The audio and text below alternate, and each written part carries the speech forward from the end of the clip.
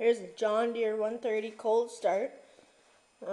It's Sunday. I'm at my cabin.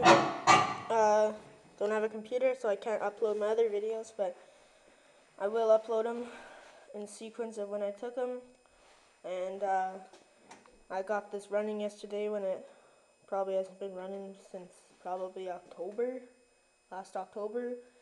And it was cranky for a while, but then as soon as it sucked up fuel, it started up, so hopefully it'll fire up again because we've had problems with it fouling out plugs.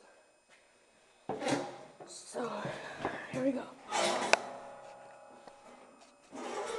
I'll put this down so I can flip the choke off.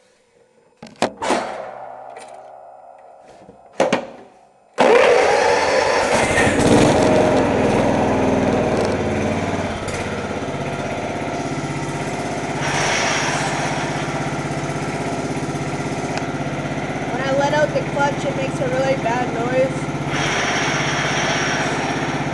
It's supposed to, but it's just really loud and annoying.